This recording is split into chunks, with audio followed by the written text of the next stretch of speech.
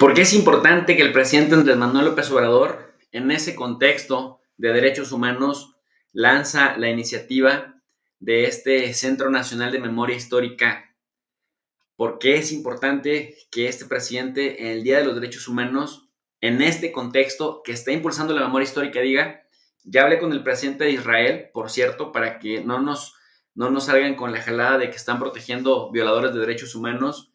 Ya me contestó en positivo. Y en ese contexto, Damián Enríquez, a quien le mando un saludo y le agradezco el superchat que nos hace llegar, nos pregunta: profe, explíquenos eso. ¿Por qué Estados Unidos, siendo un país poderoso, no se le pone el tú por tú a Israel? Saludos desde Washington, D.C. Bueno, en la ciudad donde tú vives, mi querido Damián Enríquez, seguramente si te das una vuelta a la calle K, la K Street, y si te das una vuelta justamente por la Pennsylvania Avenue, te vas a dar cuenta que hay un montón de think tanks, un montón de barras de abogados, un montón de firmas de relaciones públicas y de grupos de presión, de cabilderos, que trabajan justamente al servicio de diferentes intereses extranjeros. Muchos de esos intereses extranjeros son grupos pro-israelí. Muchos de estos grupos están vinculados a la banca internacional y a las bolsas de valores y a las industrias del armamento. Hay una relación económica muy lucrativa y además los grupos pro-Israel de doble nacionalidad, es decir, que tienen nacionalidad estadounidense y nacionalidad israelí, son muy activos moviendo votos, son muy activos con los Political Action Committees, con los comités de acción política que les movilizan a la gente y además también controlan a muchos de los medios importantes de comunicación.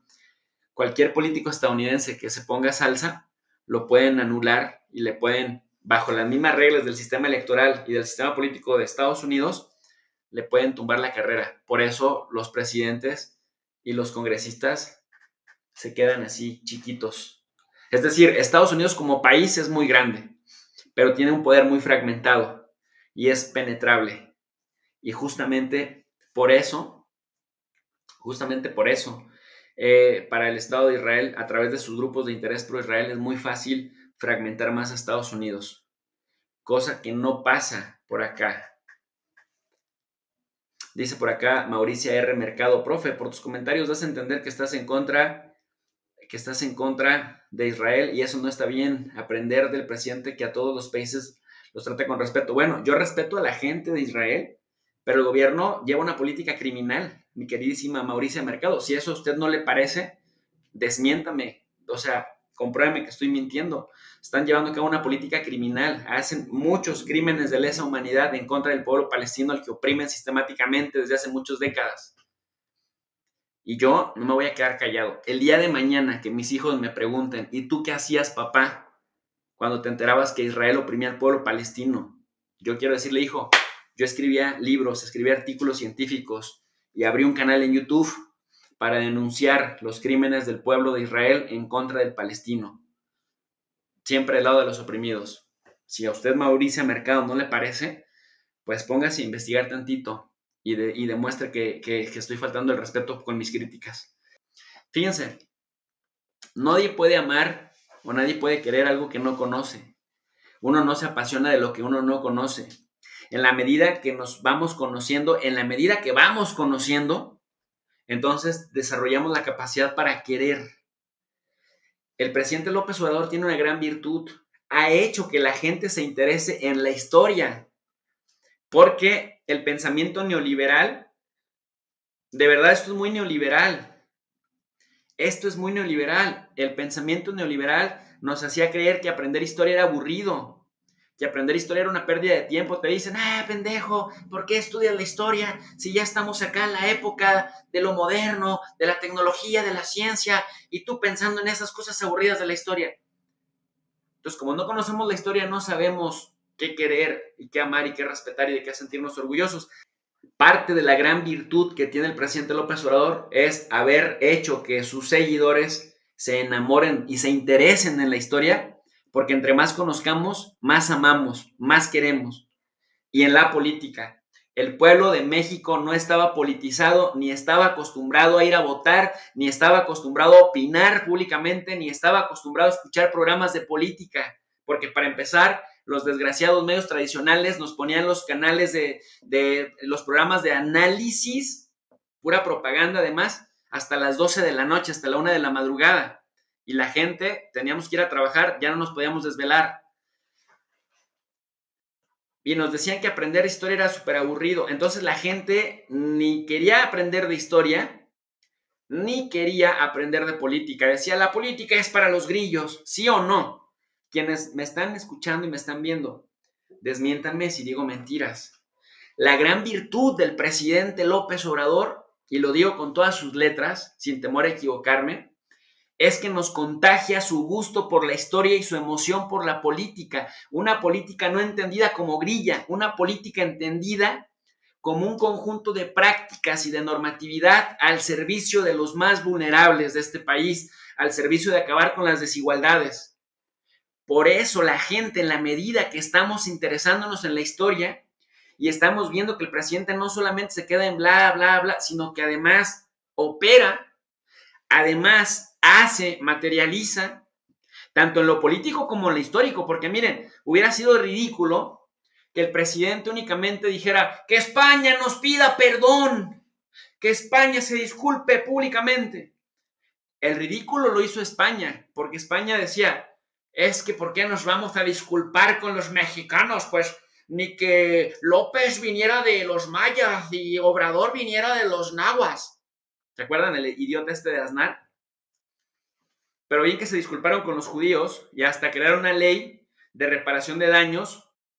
Los españoles, hipócritas y miedosos, con los judíos, con los sefaraditas, ahí sí dijeron, incluso los judíos que demuestren que son parientes de aquellos que expulsamos, les damos nacionalidad, coño.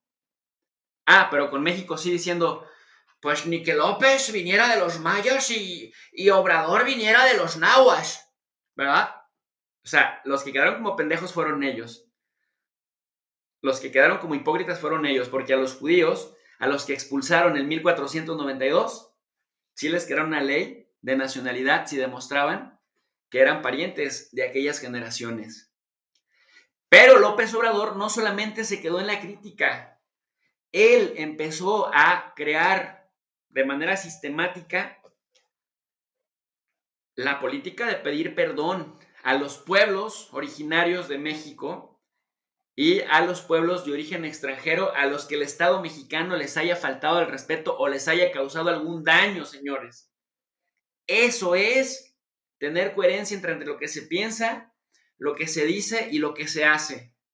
La gran virtud y la razón por la cual el pueblo mexicano, 70% de los mexicanos, por lo menos en cifras conservadoras, no deja de apoyar al presidente a pesar de los pesares, es porque el presidente nos hizo que nos interesará estudiar historia, como podamos, y que nos politicemos y que entonces ahora sí nos interesemos en programas de análisis político, que además desmientan a los chayoteros propagandistas. Este canal en 1999, si existiera, que no existía YouTube, hubiera sido un fracaso, porque la gente en ese momento no se interesaba en política, porque los priistas a punta de palazos y a punta de billetazos hizo que Televisa nos hiciera preocuparnos más por el Chivas América o por las estúpidas telenovelas o por los estúpidos reality shows llenos de basura y de superficialidad que de programas que nos enseñaran a entender y a procesar la información de cómo se toman decisiones en nuestro país. Y lo digo de todo corazón. Imagínense que alguien les dijera en el año 2000, oye, dentro de 20 años van a estar ahí con un profesorcillo que les hable a las 12 de la noche de política, de un viejito presidente que les va a hablar más de historia y de política que de tecnología y de otra cosa. Pero ustedes van a hacer el esfuerzo de desvelarse. Ustedes le dirían, no hombre, qué aburrido. En el año 2000 así responderían, no hombre, de historia, de política, qué hueva, no hombre. Y aquí están sin duda alguna, porque el presidente nos contagió el amor y la pasión por la historia y también por la política. Esto pasó, vamos a documentar qué pasó, que la gente por lo menos sepa en dónde quedaron sus parientes, en dónde quedaron sus colegas, en dónde quedaron sus amigos activistas, y que se sepa la verdad. Y después, crear un sistema de reparación de daños y crear normatividad para que no se vuelva a repetir, aun y cuando lleguen otros gobiernos reaccionarios. La gente entonces ya estará más politizada.